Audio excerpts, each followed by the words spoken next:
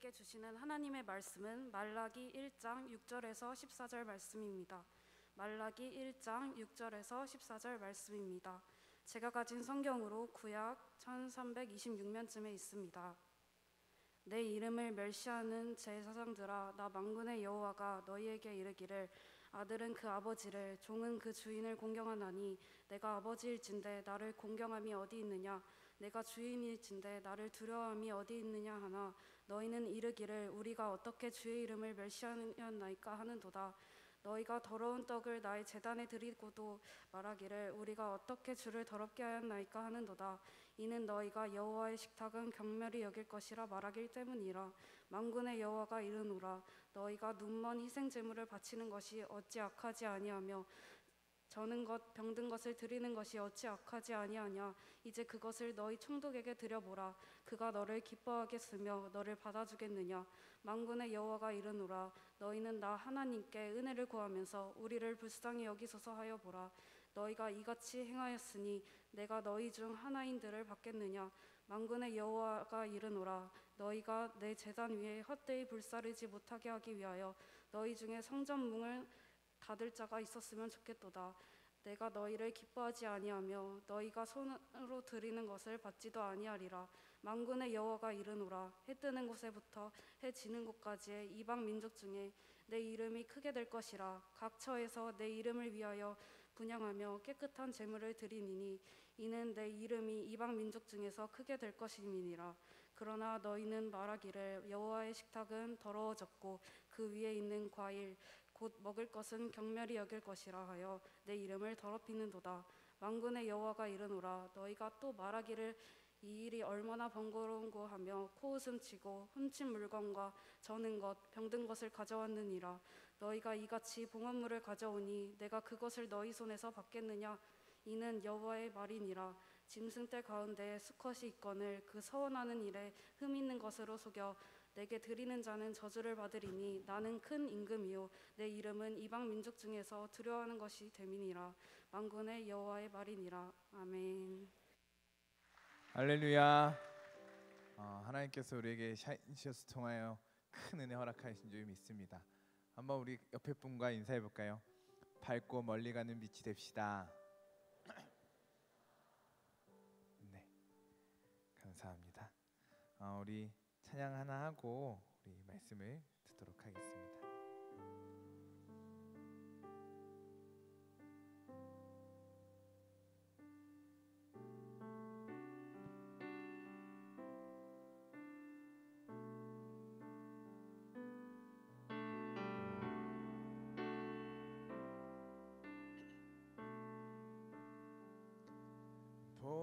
보여지는 예배 아니 마음으로 드리는 예배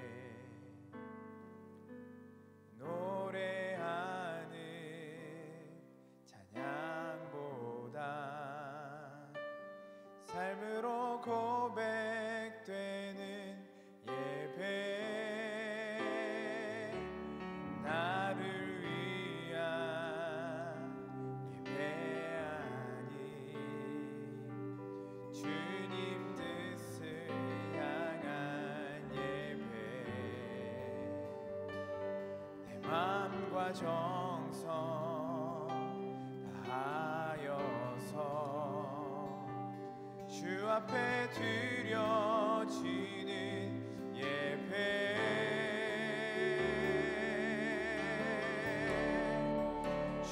앞에 엎드려 경배합니다. 온전한 예배 내 맘의 예배 내 모든 것 받기 합당하신 분 앞에 엎드려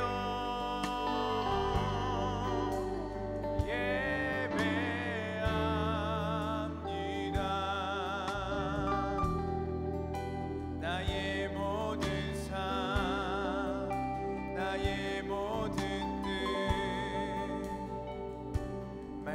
앞에 순종하는 삶의 예배 드리기 원하네.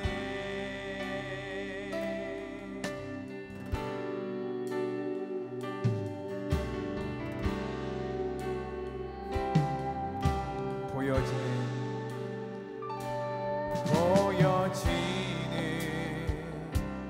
예배 아닌 마음으로 드리는 예배, 노래하는 찬양보다 삶으로 고백되는 예배, 나를 위한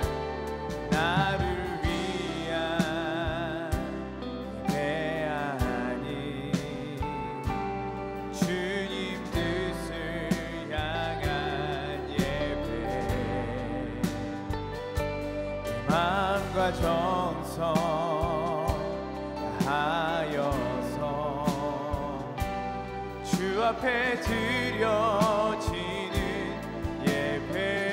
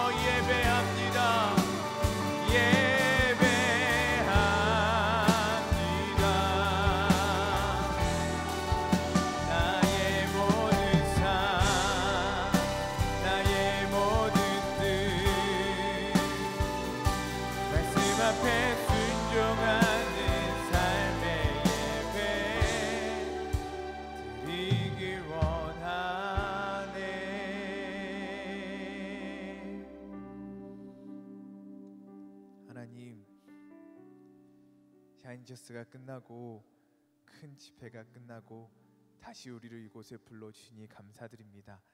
하나님, 그 빛이 오늘도 이어지게 하여 주시고 우리의 예배가 하나님 앞에 드려지는 예배 되게 하여 주시며 하나님 홀로 영광 받으시는 예배 되게 하여 주시옵소서.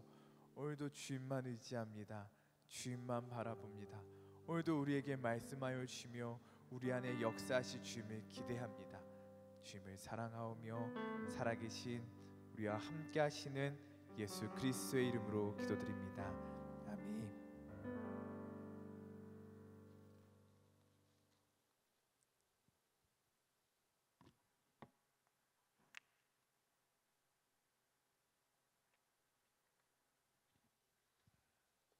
네, 오늘 기도해 주신 우리 이교구 19팀 이영준 팀장님과 또 우리 이교구 29팀 윤시연 자매님, 오늘 말씀이 참 길었는데요. 긴 말씀 읽어주시느라 참 고생 많으셨습니다. 감사하고요. 우리의 헌신이 또 오늘 예배 곳곳에서 수고하고 봉사하는 이 예배를 위해, 하나님께 드려지는 이 예배를 위해 수고를 아끼지 않은 우리 모든 지체들에게 하나님의 은혜와 사랑에 함께하시기를 간절히 소망합니다. 우리는 지난 샤인지저스를 통해 큰 은혜를 받았습니다. 우리가 영상에 봤다시피 담임 목사님 통하여서 밝고 멀리 가는 빛 말씀을 통해서 큰 은혜를 받았는데요. 우리의 공동체의 영성도 중요하지만 그 빛이 멀리 가기 위해서는 우리의 개인의 영성, 하나님과 독대하는 시간을 가져야 한다라는 중요한 말씀을 해주셨습니다.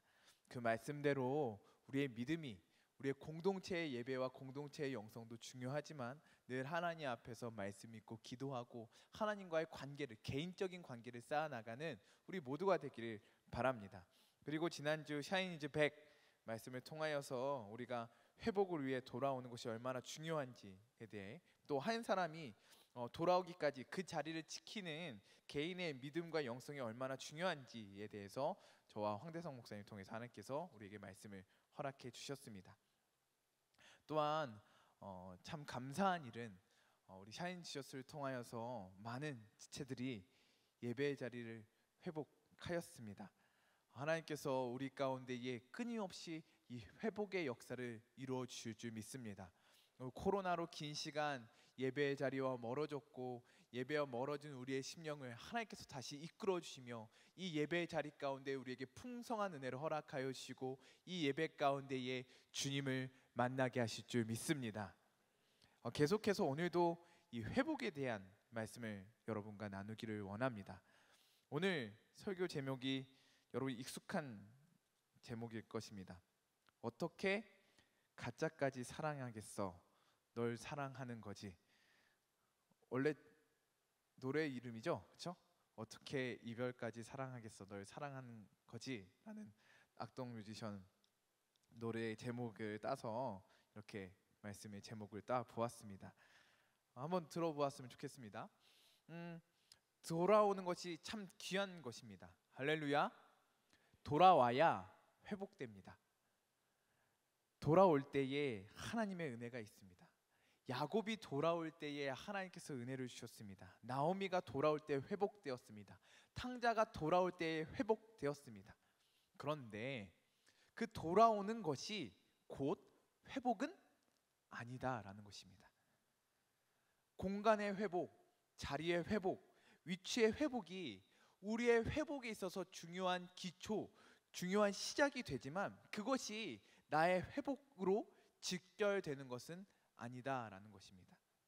그 예가 바로 오늘 말라기 시대의 이스라엘 백성의 모습에서 볼 수 있습니다. 잠깐 이스라엘 역사에 대해서 한번 쭉 훑어보도록 하겠습니다. 우리 출애굽기부터 보면요, 이스라엘 하나님께서 10가지 재앙을 통하여서 이스라엘 백성을 애굽에서 나오게 하십니다. 여러분 성경 출애굽기 정도는 다 읽으셨죠? 할렐루야. 네, 출애굽기 정도는 읽으실 줄 믿습니다. 하나님께서 이스라엘 백성을 애굽에서 나오게 하셨습니다. 그리고 홍해를 건너가게 하시고요, 낮에는 구름 기둥으로 밤에는 불 기둥으로 인도하여 주시고 만나와 메추라기를 먹이시고요, 모세를 통해서 시내산에서 그들에게 언약의 말씀을 주시고 또 광야에서 그들을 하나님의 백성으로 훈련시켜 주십니다. 그런데 이 광야에서부터 이스라엘 백성의 사이클이 시작됩니다. 어떤 사이클이냐? 타는 사이클 말고 이 순환된다는 거죠. 이 사이클이 계속 시작됩니다. 틈만 나면 불순종합니다. 불순종해서 하나님께 혼이 납니다. 그럼 회개합니다. 그럼 하나님께서 다시 회복시켜 주십니다. 살만합니다. 그러면 다시 불순종합니다. 그러면 다시 하나님께 혼납니다. 그럼 다시 하나님께 회개하고요, 하나님께서 회복시켜 주시고요, 그리고 살만하면 다시 불순종하고요. 이것이 광야에서 이스라엘 백성이 끊임없이 겪었던 역사라는 거죠. 그렇게 광야 생활을 마친 후 여호수아를 통해 약속의 땅, 젖과 꿀이 흐르는 가나안 땅으로 들어가게 됩니다. 그리고 시작되는 성경책이 어딜까요? 사사기입니다. 여호수아 끝나고요, 사사기가 시작됩니다. 오늘 계속 담임 목사님 통해서 수요 기도회 때 사사기 말씀을 우리가 주일인가요? 그렇죠? 주일 저녁 예배 때 사사기 말씀을 계속 나누고 있는데요. 이 사사기도 마찬가지입니다. 이 사이클의 연속이고 심화되는 과정입니다.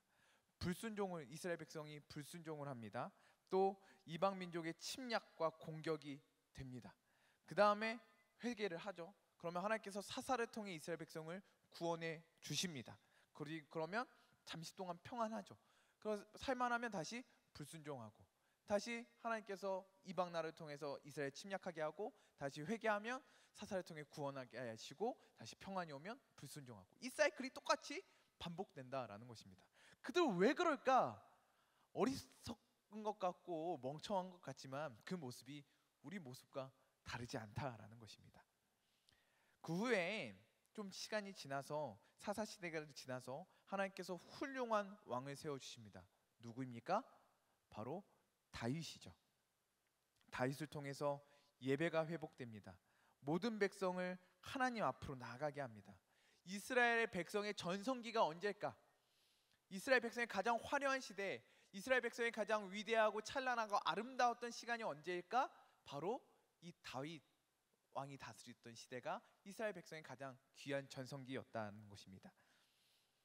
가장 좋은 때, 하나님과 가장 친밀할 때, 하나님의 영광이 임한 때가 바로 이 다윗 시대였습니다. 그러나 다윗 이후에 다시 이 사이클이 반복됩니다. 우상 숭배를 하고요, 불순종하고요, 악행을 저지르고요. 몇몇 좋은 왕도 있었지만 그때 반짝 좋았고 다시 우상 숭배하고 불순종하고 악행을 저지르고, 그에 따라 하나님께 혼나고 심판을 받고 다시 돌아오는 이 역사를 끊임없이 반복했다는 것이죠. 하나님께서 수많은 선지자를 통해 경고하십니다. 그러다 망한다. 너희 그렇게 살면 망한다. 그렇게 살면 죽는다. 멸망한다. 라고 끊임없이 경고하십니다. 그러니 어서 돌아와라.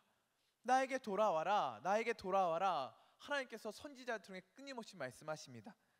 그러나 이스라엘 백성은 계속 떠났고, 계속 불순종했고, 계속 악행을 반복하였습니다. 그래서 북이스라엘은 기원전 722년 아수르에게 침략을 받아서요, 흔적도 없이 사라집니다. 그리고 남유다는 기원전 587년 바벨론이 쳐들어와서 예루살렘을 무너뜨리고 성전을 파괴하고 이스라엘 백성을 바벨론 포로로 끌고 갑니다. 그러나 하나님께서 그들에게 희망을 주십니다. 어떤 희망이냐? 남은 자들을 예루살렘으로 돌아오게 하시고 새 예루살렘을 회복하시고 그곳에 하나님의 임재로 채울 것이며 그들을 회복시키실 것이다 라는 약속이었습니다. 하나님께서 이스라엘 백성을 바벨론에 끌려가게 하셨지만 그것으로 끝이 아니고 그들을 돌아오게 할 것이며 그들을 회복시키실 것이다 라고 하나님께서 약속해 주셨다는 것이죠. 그리고 포로가 된 지 거의 70년이 지나서 이스라엘 백성이 해방이 됩니다. 그들을 끌고 갔던 바벨론 제국이 멸망하고요, 페르시아 제국이 세계를 지배합니다. 그리고 그 페르시아는 그 이스라엘 백성들에게 이제 너희는 그 고국으로 돌아가도 된다, 너희 땅으로 돌아가서 살아도 된다라고 허락해 줍니다. 너희가 원하기만 하면 그 땅 예루살렘으로 돌아가서 살아도 된다라고 허락을 해줍니다. 이에 이스라엘 백성들은 대제사장 여호수아와 다윗 가문의 후손 스룹바벨의 지도하에 한 무리의 포로가 예루살렘으로 돌아와 성읍과 그들의 삶을 재건합니다. 그리고 학개 선지자와 스가랴 선지자의 권고로 성전을 재건합니다. 그들의 불탔던 성전, 무너졌던 성전을 다시 일으킵니다. 물론 솔로몬 시대의 성전보다는 초라하고 별로 보잘것없지만 그래도 다시 성전을 재건합니다. 그때 하나님께서 이스라엘 백성에게 약속하신 말씀이 이것입니다. 학개 2장 8절 9절 말씀 한번 띄워주실래요? 네, 제가 읽겠습니다. 은도 내 것이요 금도 내 것이라 만군의 여호와의 말이니라. 이 성전의 나중 영광이 이전 영광보다 크리라. 만군의 여호와의 말이니라. 내가 이곳에 평강을 주리라. 만군의 여호와의 말이니라. 아멘. 하나님께서 이스라엘 백성들에게 약속해 주셨습니다. 이 성전의 나중 영광이 이전 영광보다 더 클 것이고 이곳에 평강을 줄 것이다. 하나님께서 약속해 주십니다. 우리 이스라엘 백성들 마음을 한번 생각해 볼까요? 얼마나 기대에 부풀었겠습니까? 바벨론에서 70년 동안 포로로 고생하다가 꿈에 그리던 고향으로 돌아왔습니다. 그렇게 기다리고 기다리던 고향으로 돌아왔습니다. 여러분 70년 아직 산 사람 저 포함해서 아무도 없는데요. 70년 동안 타국에서 살다가 내 고향으로 돌아왔다고 생각해 보십시오. 형제들 군대 1년, 지금 요즘 1년 반이죠? 1년 반만 지내다가, 아니 휴가까지 생각하면 6개월, 오래 생각해 잡아서 6개월 만에 돌아와도 교회 십자가만 봐도 눈물이 핑 돌지 않습니까? 이스라엘 백성도 그거보다 훨씬 감동이 더 컸다는 거죠. 70년 동안, 무려 70년 동안 포로 생활을 하다가 고향으로 돌아올 때 그들의 감격과 기대가 얼마나 컸겠습니까? 꿈에 그리고 그리던 고향으로 돌아왔습니다. 그리고 초라하지만 성전도 재건하였습니다. 그들은 기대하였습니다. 이야, 드디어 하나님께서 우리를 회복시켜 주실 거야. 다윗 시대의 영광이, 다윗 시대의 평안이 우리에게 주어질 거야 라는 기대를 하였던 것입니다. 우리 삶이 안정될 거야, 풍성할 거야, 잘 될 거야, 행복할 거야 라는 기대감으로 부풀었다는 거죠. 에녹 목사님 같아서는 야호 이런 거 했는데 저는 그런 거 잘 못하니까 감사합니다. 감사합니다. 이스라엘 백성은 그런 마음으로 잘 될 거다, 평안할 거다, 번영할 거다 라는 기대감으로 부풀었다는 거죠. 그러나 그들의 삶은 하나도 나아지지 않았습니다. 경제가 살아나야 되는데 가뭄이 지속되었고요, 먹을 것도 없었고 그들은 끊임없는 가난에 시달려야만 했습니다.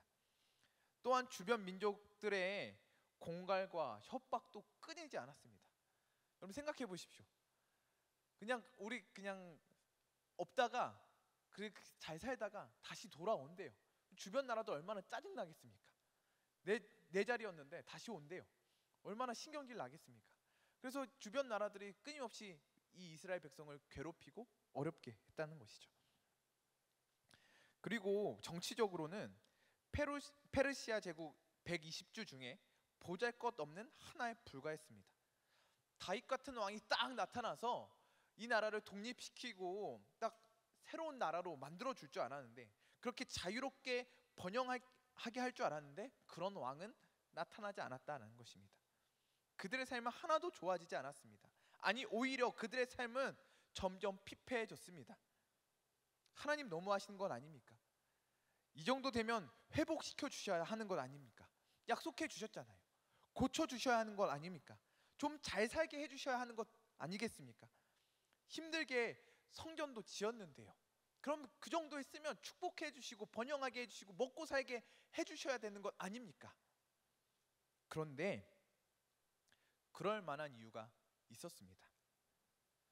하나님께서 그들을 회복시켜 주시지 않는 것이 아니라 회복시킬 수 없었습니다.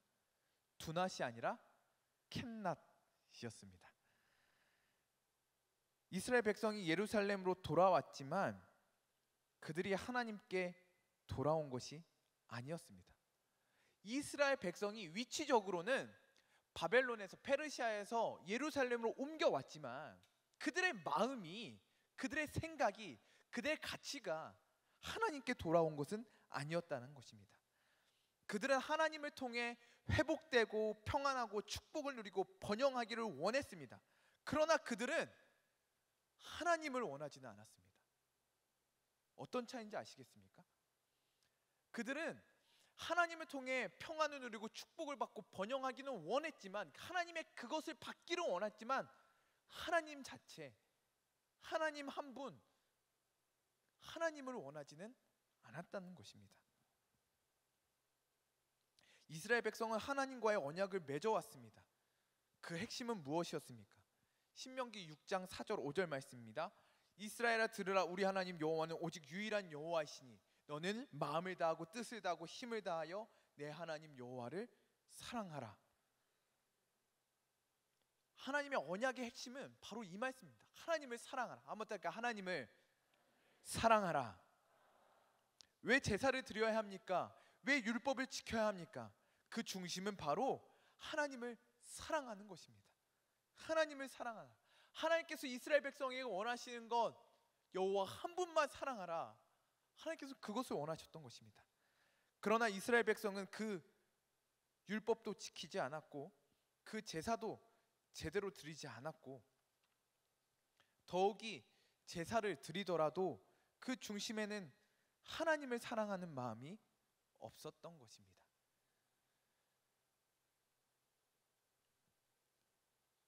이스라엘 백성이 중심으로 하나님께 돌아와야 하나님께서도 그들에게 복을 주시고 회복시켜 주시고 풍요를 주실 텐데, 백성들이 몸은 돌아왔지만, 육신은 돌아왔지만, 위치는 바뀌었지만 백성들이 하나님께로 돌아오지 않았습니다.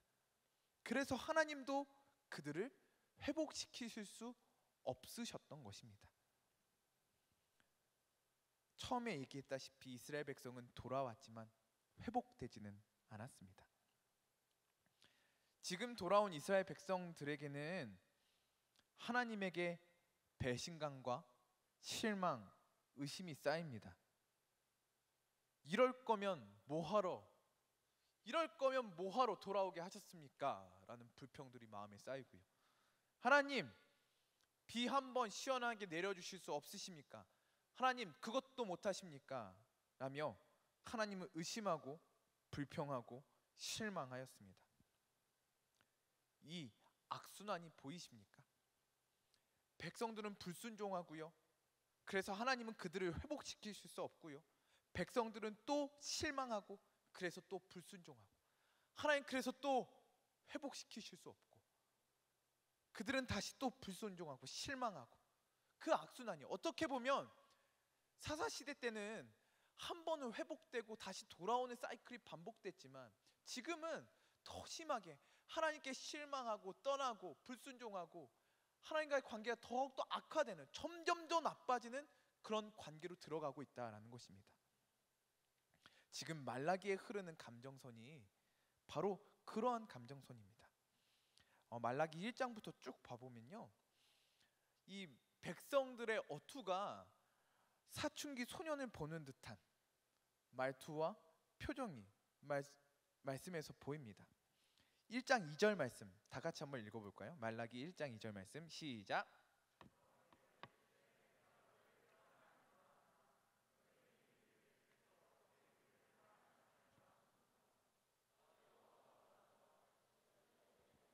네, 여기까지 읽으시면 됩니다. 네, 여호와께서 이르시되 내가 너희를 사랑하였노라. 하나님께서 사랑하였노라 말씀하시는데요, 이스라엘 백성이 이렇게 대답하는 것입니다. 주께서 어떻게 우리를 사랑하셨나이까? 이건 순진하게 주께서 언제 우리를 사랑하셨습니까? 궁금해서 물어보는 질문이 아니에요. 어투가 달라요. 내가 너희를 사랑한다라고 하나님께서 말씀하셨는데 이렇게 말하는 거예요. 언제요? 어떻게요? 우리 사랑하셨다고요? 어떻게 사랑하셨는데? 이게 우리 사랑하는 겁니까? 라고 말하고 있는 겁니다. 이 말투는 오늘 본문 말씀에도 이어집니다. 6절 말씀 다 같이 읽어볼까요? 시작.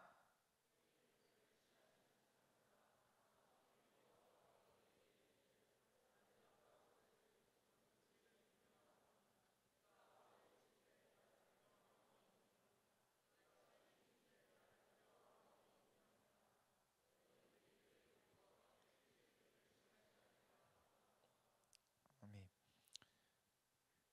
너희는 이르기를 우리가 어떻게 주의 이름을 멸시하였나이까? 이 역시도 어떻게 우리가 주의 이름을 멸시하였습니까? 라고 질문이 아니고요, 반항하는 겁니다. 우리가 언제 그랬는데요? 우리는 할 만큼 했습니다. 우리가 언제 멸시했는데요? 언제 경멸했는데요? 어쩌라고요? 사춘기 소년들 여러분 다 사춘기 겪으셨죠? 그런 말투 많이 하지 않아요? 어쩌라고요? 언제 그랬냐고요? 뭐 해줬냐고요? 이스라엘 백성 그렇게, 지금 이스라엘 백성들의 감정이 하나님께 불평과 의심과 실망이 가득히 그 마음에 꽁하고 있는 것입니다. 이에 대한 하나님의 응답은 8절에 나옵니다. 8절, 우리가 언제 그랬는데요? 라는 이스라엘 백성의 대답은, 하나님의 대답은 이렇습니다. 만군의 여호와가 이르노라, 너희가 눈먼 희생 제물을 바치는 것이 어찌 악하지 아니하며 저는 것 병든 것 드리는 것이 어찌 악하지 아니하냐. 이제 그것을 너희 총독에게 드려보라. 그가 너를 기뻐하겠으며 너를 받아주겠느냐. 하나님께는 흠없는 것을 드려야 합니다. 하나님께는 가장 좋은 것 드려야 합니다. 그런데 이스라엘 백성은 가장 그냥 병든 것, 가장 안 좋은 것, 눈 멀고 저는 것을 하나님께 드렸습니다. 하나님께서는 이렇게 말씀하시는 거예요. 그거 사람이 총독에게 드려봐라. 드릴 수 있겠냐? 그 사람이 그거 받고 좋아하겠냐? 라고 물어보시는 것입니다. 하물며 어떻게 만군의 하나님 여호와에게, 나에게 그런 것을 주려고 하느냐? 라고 하나님께서 말씀하시는 것이죠. 물론 그들에게도 핑계가 있었습니다. 가난하고 힘든 삶에 그거라도 드리는 게 어디입니까? 라고 그들은 항변하고 싶었을 것입니다. 그러나 하나님 그거 모르시겠습니까? 그들 어려운 거, 가난한 거 모르시겠습니까? 어려운 중에도, 가난해도 그들에게 하나님을 사랑하는 마음이 있었다면 어떻게 해서든 부족한 중에서도 가장 좋은 것 드리려고 했었을 것입니다. 하나님 그거 모르시겠습니까? 그거 모르셔서 너 왜 흠없는 것, 귀한 것 바치지 않았느냐, 그 질에 대해서 따지시는 게 아니거든요. 그들의 마음에 대해서 물어보시는 거거든요. 하나님께 그들의 그런 마음은, 정성은, 귀한 것 드리려고 하는 사랑하는 마음은 전혀 보이지 않고 귀찮고 어쩔 수 없이 드리는 마음만 보였던 것입니다. 여러분 누군가 친구에게 생일 선물을 줘야 한다고 생각해 보십시오. 그 친구가 나에게 선물을 줘서, 생일 선물을 줘서 나도 그 친구에게 선물을 줘야 돼요. 그런데 나는 그 친구가 별로 그렇게 좋지는 않아요. 그 친구가 별로 그렇게 좋지 않고 이게 너무나 귀찮아요. 그래서 고민하다가 집에 굴러다니던 내가 쓰지 않는 빵꾸 뚫린 양말을 줍니다. 그러면서 이렇게 얘기하는 거죠. 빈티지가 유행이야. 이제 여름 더워지니까 여름에 시원할 거야 라고 하면서 선물을 준다라고 생각해 보십시오. 바로 이것이 이스라엘 백성, 하나님께 드리는 이스라엘 백성의 마음의 태도였다는 것입니다. 13절 말씀 다 같이 한번 읽어볼까요? 시작.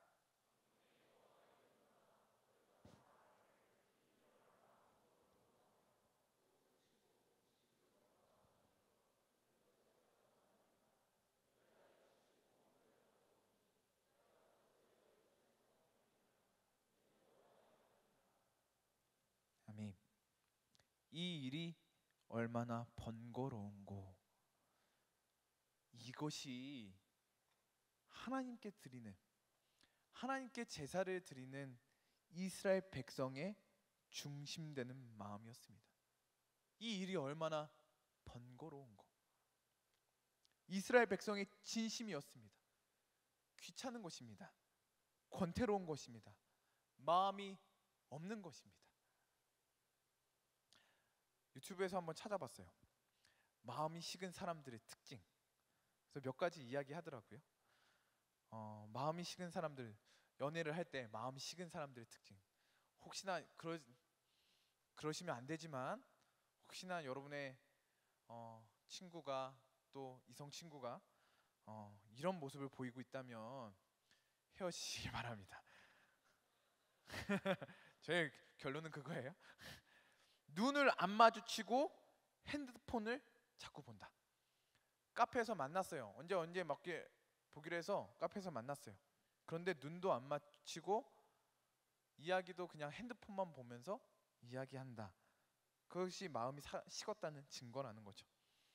또 단답으로만 대답을 하고요. 밥 먹었어? 문자로 뭐해? 이래. 바빠. 문자로 이렇게 딱 단답으로만 하고요. 단문이 느리다. 점심에 밥 먹었냐고, 점심 먹었어? 라고 물어봤는데 저녁에 먹었어 라고 단문이 온다. 의심해 보라는 것입니다. 관계에 대한 이야기를 피하고 서로의 관계에 대해서, 서로에 대해서에 대한 이야기는 피하고 자꾸 쓸데없는 이야기만 한다. 그러면 의심해 보라는 거죠. 가장 중요한 겁니다. 마지막, 돈을 안 쓰려고 한다. 그런 사람 있겠죠? 만났는데 돈을, 물론 경제적으로 어려울 수도 있지만 처음엔 잘 썼는데 점점 돈을 안 쓰려고 한다면 마음을 식었는지 의심해 봐야 한다는 것입니다. 이걸 당하는 상대에게는 너무나 굴욕적인 일 아니겠습니까? 아직 이 사람 상대는 마음이 식었을 수 있지만 아직 사랑하는 사람의 입장에서는 이런 대우를 받는다면 너무나 비참하고 굴욕적인 상황 아니겠습니까? 지금 이스라엘의 재물을 받으시는 하나님의 마음도 그러하다는 것입니다. 하나님이 고기 없어서 굶으시는 분이십니까? 하나님이 먹을 거 없어서 백성들에게 구걸하시는 분이십니까? 아니잖아요. 하나님께서 왜 재물을 원하십니까? 왜 예배를 원하시고 왜 제사를 원하십니까? 하나님은 사랑하시니까요. 그들을 원하시고 그들의 예배를 원하시니까요. 그런 하나님에게 이스라엘 백성의 이러한 대우와 이러한 태도와 이러한 행동은 하나님을 너무 비참하게 하는 일이었으며 굴욕적으로 하는 일이었던 것입니다. 오늘 설교 제목을 다시 한번 여러분이 생각해 보았으면 좋겠습니다. 오늘 설교 제목을 제가 무려 1시간 동안 고민했습니다. 어떤 제목이 좋을까 고민했는데 어떤 그 노래 제목이 떠오르면서 오늘 말씀이랑 딱 맞는 하나님의 마음에 가까운 제목이다라는 생각이 들었습니다. 어떻게 가짜까지 사랑하겠어? 널 사랑하는 거지. 하나님은 우리를 사랑하십니다. 그러나 우리의 가짜까지 사랑하실 수는 없습니다. 왜? 진짜 우리 사랑하시니까. 진심이니까. 그런데 제사장들은 왜 제물을 받아 주었을까요? 제사장들은 백성들이 하나님께 흠없는 것, 귀한 것으로 드려야 한다는 것을 너무나 잘 알고 있었습니다. 그러나 제사장들은 백성들의 병들고 흠 있는 제물을 다 받아 주었습니다. 착해서? 백성들이 불쌍해서? 아니요. 왜냐하면 제사장도 이유가 있었습니다. 왜냐하면 그 고기라도 먹으려고요. 백성들이 드린 고기 중에 태워야 할 것들은 빼고 제사장들이 먹는 것이었습니다. 하나님께서 그렇게 정해 주셨습니다. 제사장들은 다른 일을 할 수 없으니까 하나님께서 제사 드리고 태워드리고 남는 고기를 제사장들이 먹게 하셨던 것이죠. 당시 시대의 경제 상황이 좋지 않았습니다. 그 영향이 제사장들에게까지 미친 것입니다. 지금 백성의 재물이 흠이 있다고 안 받아주면 제사장들은 굶을 수밖에 없었던 것입니다. 그러니까 백성과 제사장들 사이에 암묵적인 거래가 이루어진 것입니다. 백성들은 남는 걸로 병든 걸로 드릴 수 있어서 아낄 수 있어서, 이런 표현이 좀 그렇지만 백성들의 입장에서는, 이스라엘 백성들의 입장에서는 아낄 수 있어서 좋았고요. 제사장들은 그거라도 먹을 수 있어서 좋았던 것입니다. 다 좋았습니다. 백성들도 좋았고 제사장들도 좋았습니다. 단 이 제사의 주인이신, 이 예배의 주인이신 하나님 빼고는 다 좋았던 것입니다. 그래서 하나님은 이렇게 말씀하십니다. 10절 말씀 다 같이 읽어볼까요? 시작. 만군의 여호와가 이르노라. 너희가 내 제단 위에 헛되이 불사르지 못하게 하기 위하여 너희 중에 성전 문을 닫을 자가 있었으면 좋겠도다. 내가 너희를 기뻐하지 아니하며 너희가 손으로 드리는 것을 받지도 아니하리라.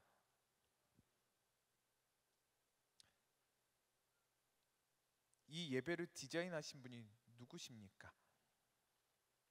성전을 만들라고 하시고 하나하나 다 말씀해 주신 분이 누구십니까? 성막을 어떻게 만들어야 하며, 제단을 어떻게 만들어야 하며, 등잔불은 어떻게 만들어야 하며, 성막은 무엇으로 덮어야 하며, 제사장의 옷은 무엇으로 입어야 되며, 어떻게 만들어야 하며, 그거 하나하나 세세하게 다 말씀해 주시고 디자인해 주신 분이 누구십니까? 하나님 아닙니까? 예배할 때 가장 기뻐하신 분이 누구십니까? 하나님이잖아요. 그렇게 예배를 디자인하실 때에 설레하시고 그 성막에 충만하게 임재하신 분 하나님이시잖아요. 성전을 가장 사랑하시고 예배를 가장 좋아하셨던 분이 누구십니까? 하나님이셨습니다. 그런데 그 하나님이 이제 그만 문 닫으래요. 누가 좀 성전 문 좀 닫아줬으면 좋겠다라고 말씀하십니다. 저는 이 말씀 준비하면서 참 마음이 아팠습니다. 하나님 너무 속상하셨겠다. 어떻게 가짜까지 사랑하시겠습니까? 우리를 사랑하시는 거죠. 우리의 모습은 어떻습니까? 우리로 넘어와 보겠습니다. 우리의 모습은 어떻습니까? 우리의 예배는 어떠합니까? 하나님과 만나는 이 시간, 핸드폰이 아니라 하나님과 눈을 맞추고 계십니까? 하나님 앞에 신실하게 응답하며 나아가고 계십니까? 하나님의 어떤 것들이 아니라, 하나님께 받고 싶은 것들이 아니라 정말 하나님을 원하고 계십니까? 하나님께 좋은 것으로, 나의 소중한 것으로, 가장 귀한 것으로 드리고 계십니까? 하나님께 가짜가 아니라 진짜를 드리고 계십니까? 저와 여러분의 모습을 한번 돌아보았으면 좋겠습니다. 물론 여러 가지 이유가 있었겠죠. 이스라엘 백성처럼 하나님께 실망하고 이게 도대체 무슨 의미인가? 드려도 그만, 안 드려도 그만. 그룹장 팀장이 오라고 해서 왔는데 이게 도대체, 이 예배가 도대체 나의 삶에 어떤 의미인가? 도움이 되나? 하나님 진짜 계신 건가? 생각하는 사람도 있을 것입니다. 누군가는 이 예배를 너무 많이 드려서 10년, 20년 드려서 이 예배가 권태로운 사람도 있을 것입니다.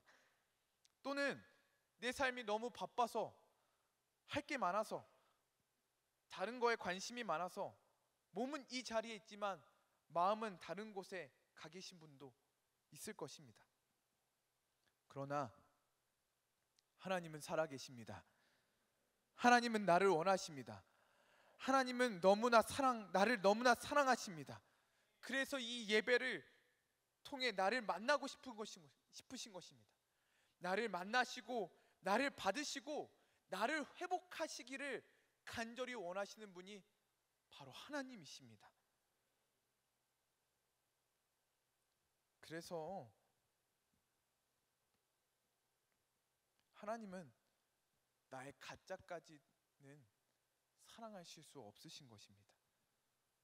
하나님은 나에게 진짜를, 중심을, 전심을, 진짜 사랑을 원하신다라는 것입니다. 그동안 우리 안에 그런 자세, 그런 태도, 그런 마음이 있었다면 회개하기를 바랍니다. 저도 이 말씀을 준비하며 제 예배의 모습을 돌아보았습니다. 내가 정말 하나님 앞에 예배하고 있는가? 하나님만 바라보고 있는가? 하나님께 집중하고 있는가? 하나님께 전심인가? 아니더라고요. 딴 생각하고 있고 마음이 바쁘고 하나님께 받고 싶은 것만 많지 하나님을 원하고 있지 않더라고요. 나도 모르게 어느새 가짜 마음으로 몸만 예배 드렸다면 하나님께 진심으로 중심으로 회개할 수 있는 저와 여러분이 되기를 간절히 소망합니다. 혹시 이 자리에 어렵게 돌아왔다면, 이 자리에 샤인지저스를 통하여서, 누구의 전도를 통하여서, 누구의 신방을 통하여서 오랫동안 코로나로 인하여 오랫동안 멀어졌다가 돌아온 분이 계시다면, 이 몸뿐만 아니라 우리의 마음까지도 하나님께 돌아가는 회개가 우리에게 있기를 간절히 소망합니다. 그런 우리에게 소망의 말씀이 있습니다. 11절 말씀입니다. 다 같이 읽을까요? 시작.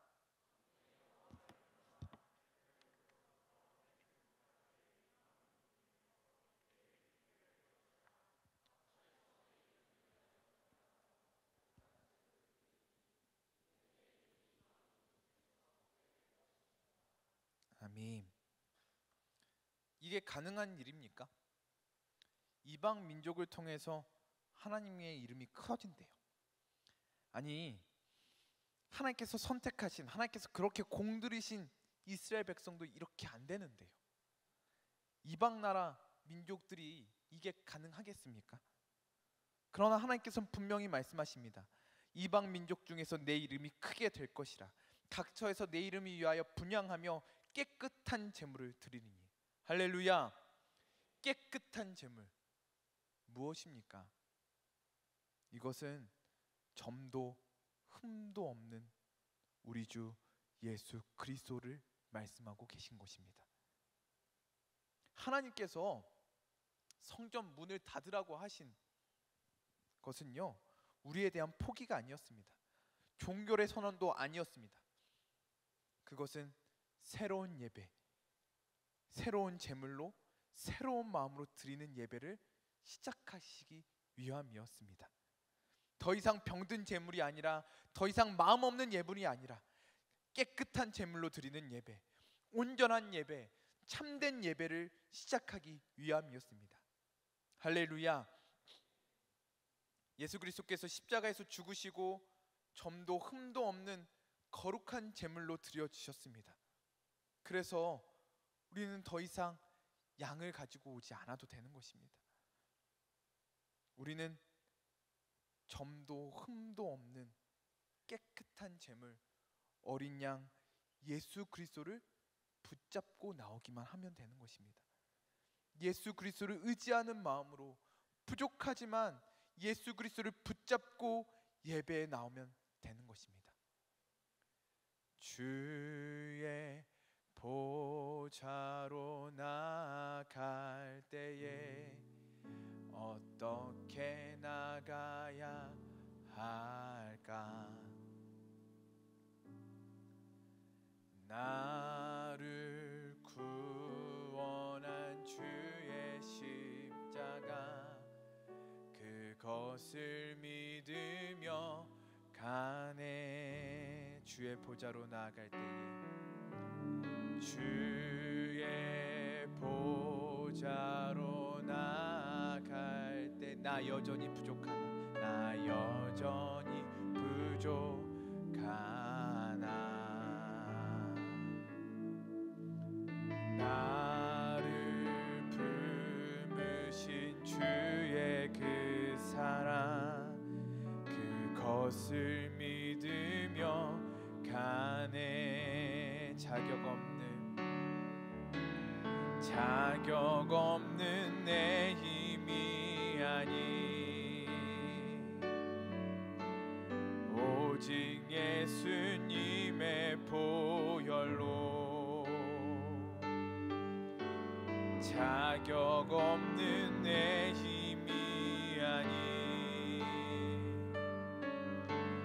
오직 예수님의 보혈로.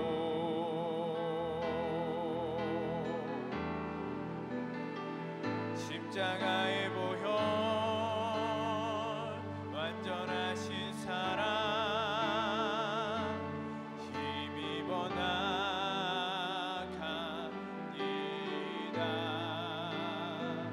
십자가의 보혈, 완전하신 사랑,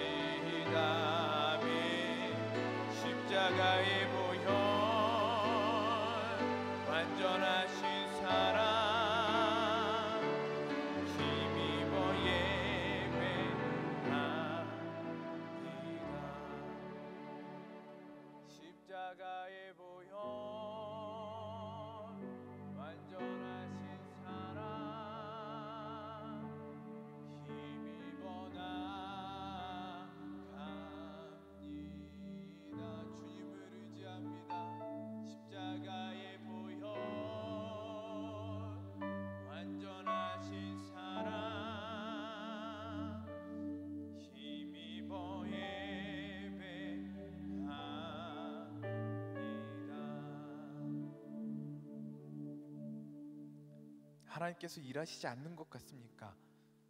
하나님께 실망하셨습니까? 하나님이 못하시는 것 같고 하나님께 나에게 관심이 없으신 것 같으십니까? 예수 그리스도를 붙잡으시기 바랍니다. 로마서 8장 31절에 32절 말씀입니다. 그런즉 이 일에 대하여 우리가 무슨 말하리요? 만일 하나님이 우리를 위하시면 누가 우리를 대적하리요? 자기 아들을 아끼지 아니하시고 우리 모든 사람을 위하여 내주시니가 어찌 그 아들과 함께 모든 것을 우리에게 주시지 아니하겠느냐. 할렐루야. 예수 그리스도를 붙잡으십시오. 예수 그리스도를 바라보십시오. 그러면 우리에게 후히 주시고 풍성히 주시고 우리에게 모든 것 주시는 하나님의 마음을 알 수 있게 되는 줄 믿습니다. 혹시나 이 예배가 권태스러운 분이 계십니까? 이 예배가 지루한 분이 계십니까? 다시 예수 그리스도를 붙드십시오.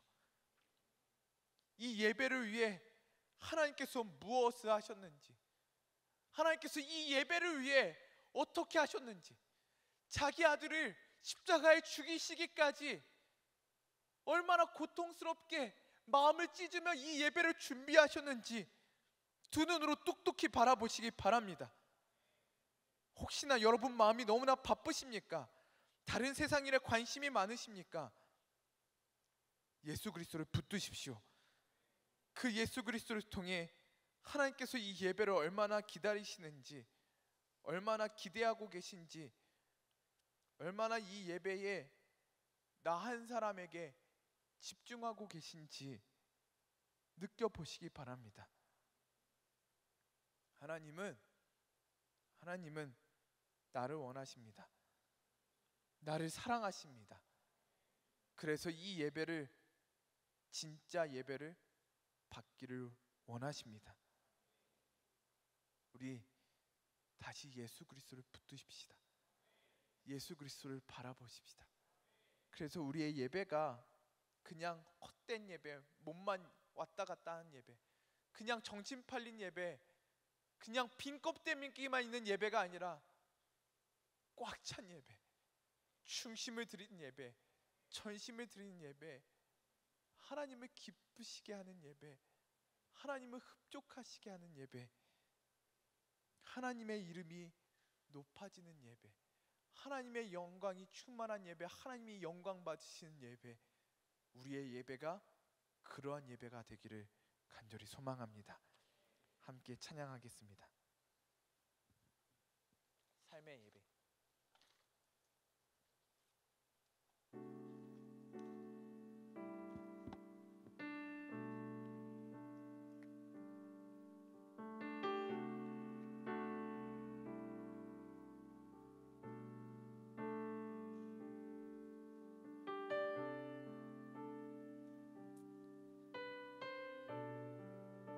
이 시간 하나님 앞에 나의 예배를 돌아보고 결단하는 시간이 되기를 바랍니다. 보여지는 예배 아니 마음으로 드리는 예배, 노래하는 찬양보다 삶으로 고백되는 예배,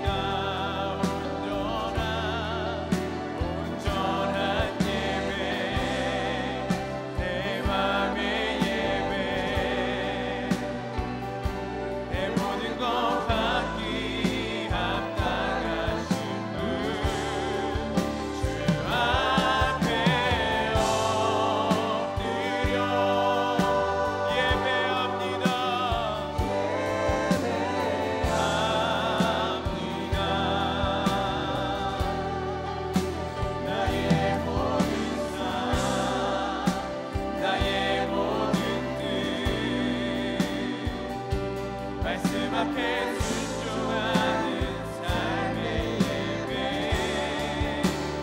이길 원하네.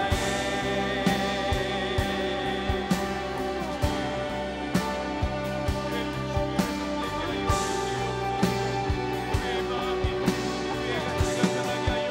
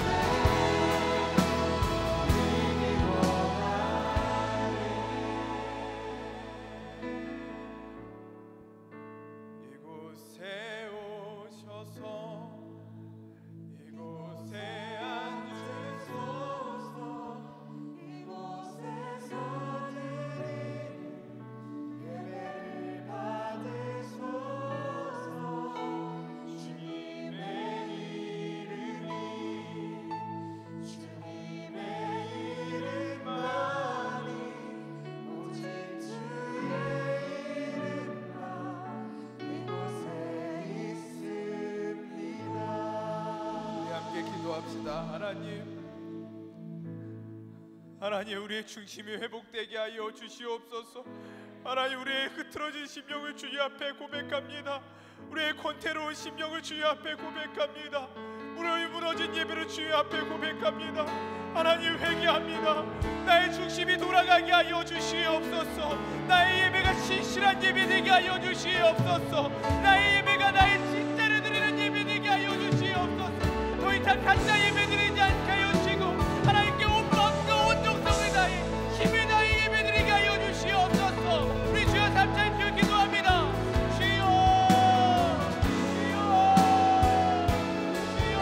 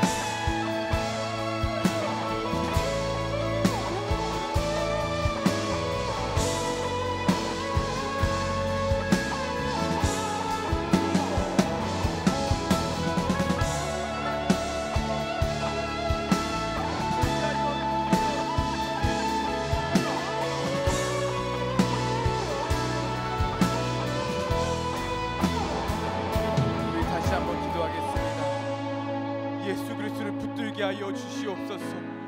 깨끗한 재물 예수 그리스도를 붙들게 하여 주시옵소서. 예수 그리스도 붙들고 하나님 마음 알게 하여 주시옵소서. 예수 그리스도를 붙들 때에 이 예배를 향한 하나님의 마음과 하나님의 사랑을 깨닫게 될 줄 믿습니다. 하나님, 예수 그리스도 붙들고 주의 앞에 나가게 하여 주시옵소서. 하나님이 나를 얼마나 사랑하는지, 하나님이 나를 위해 어떻게 주셨는지, 얼마나 나에게 베풀어 주셨는지, 이 예배를 얼마나 기다리시며 이 예배를 얼마나 집중하고 계신지 그 하나님 마음 알게 하여 주시옵소서. 그 하나님의 사랑을 배우게 하여 주시옵소서. 예수 그리스도를 붙들게 하여 주시옵소서. 다시 한번 주여 삼창 주여 기도합니다. 주여, 주여,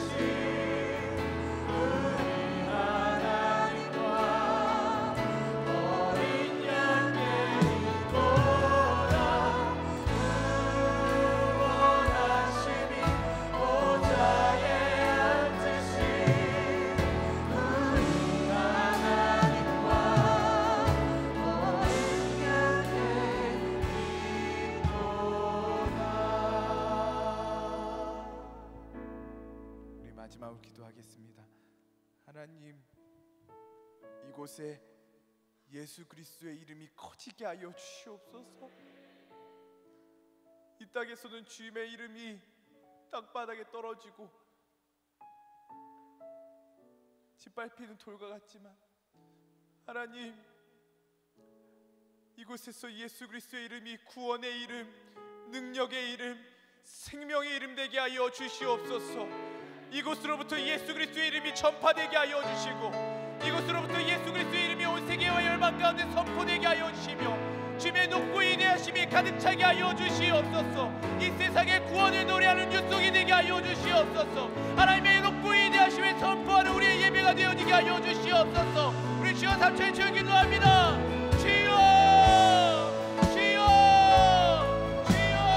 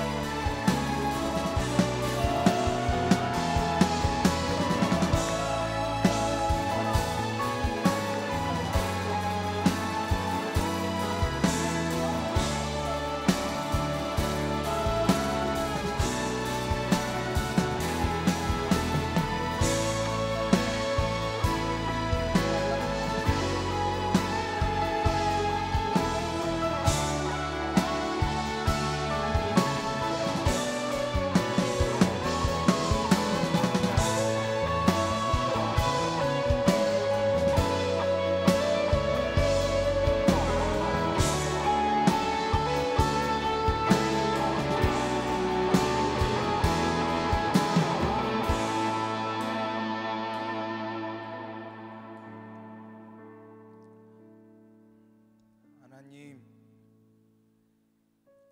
죽을 수밖에 없는 이 죄인을 불러주시고 하나님 자녀 삼아주시니 감사드립니다.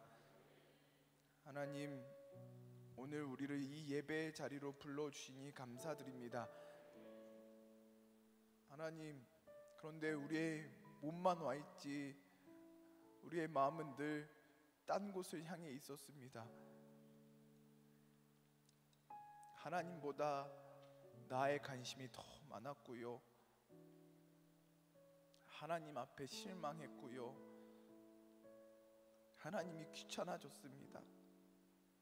하나님, 우리를 불쌍히 여겨주시옵소서. 하나님, 우리의 심령을 불쌍히 여겨주시옵소서. 다시 예수 그리스도를 붙들게 하여 주시고 예수 그리스도의 능력으로 주님 앞에 나아가게 하여 주시며, 보혈에 힘입어 깨끗한 제물 예수 그리스도 그 하나님의 어린 양 의지하며 주님 앞에 순종의 예배드릴 수 있는 우리 모든 지체들 될 수 있도록 주님께서 역사하여 주시옵소서. 우리의 예배가 진짜 예배되게 하여 주시고 살아있는 예배되게 하여 주시며 중심의 예배되게 하여 주시며, 하나님께서 기뻐하시는 예배, 하나님께서 흠양하시는 예배, 하나님께서 사랑하시는 예배가 우리의 예배가 되게 하여 주시옵소서. 바로 이곳에서 하나님의 이름이 커지게 하여 주시고 주의 이름이 높아지게 하여 주시며 하나님의 영광이 빛나게 하여 주시옵소서. 이곳에 오셔서 우리의 예배를 받아주시고 하나님 우리의 찬양을 받아주시며 하나님 우리의 모든 기도에 하나님께서 신실하게 응답하여 주시옵소서. 이곳에서부터 예수 그리스도의 이름이 퍼지게 하여 주시고 예수 그리스도의 이름이 이 땅에 울려지게 하여 주시며, 바로 이곳에서부터 열방 가운데 이 예수 그리스도의 이름, 구원의 이름, 생명의 이름이 전파될 수 있도록 주님 은혜를 허락하여 주시옵소서. 이 일을 이루실 주님을 기대하며 우리의 예배 가운데 이미 임재하여 주시고 우리의 예배를 기뻐 받아주신, 또한 기뻐 받아주실 주님을 기대하며 이 모든 말씀 우리를 사랑하시는 우리의 어린 양 예수 그리스도의 이름으로 기도드립니다. 아멘. 하나님께 영광의 박수 올려드립니다. 우리 다 같이 일어나겠습니다. 같이 일어나셔서 옆에 분과 인사하겠습니다. 진짜 예배자가 됩시다. 진짜 예배자로 살아가는 우리 모두가 되기를 바랍니다. 예수 열방의 소망 함께 찬양하고 축도로 예배를 마치도록 하겠습니다.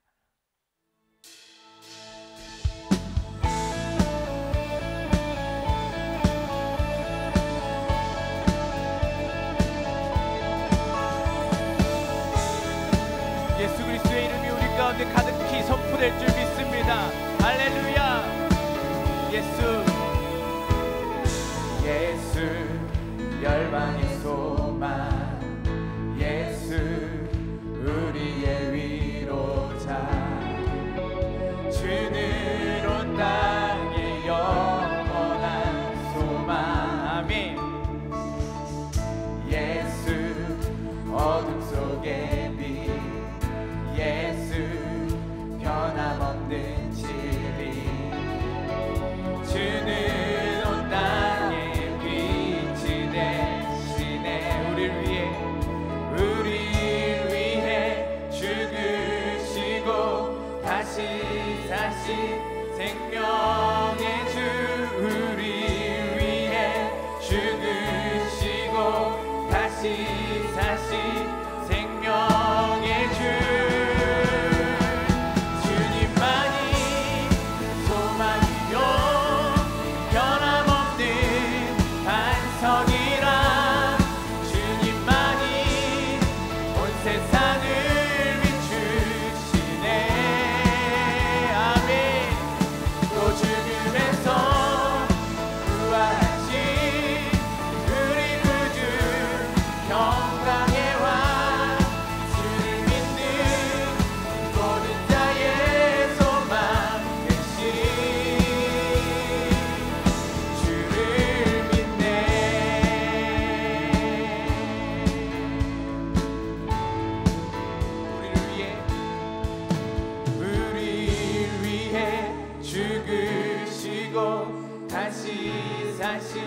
생명의 주, 우리를 위해 죽으시고 다시 사신 생명의 주. 주님만이 소망이요 변함없는 반석이라, 주님만이 온 세상을 비추시네.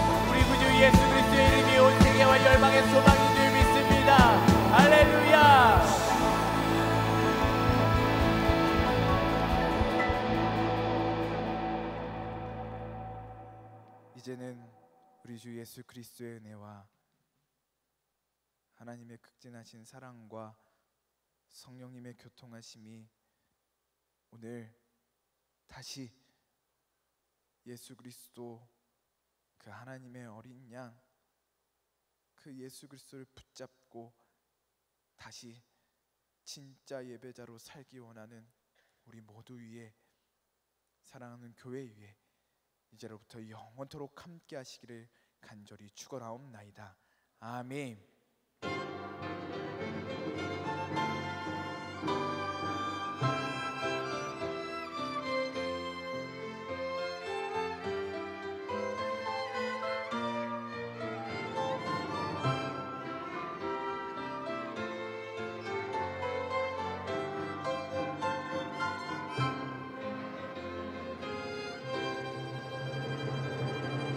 하나님께 영광의 박수를 올려드립니다.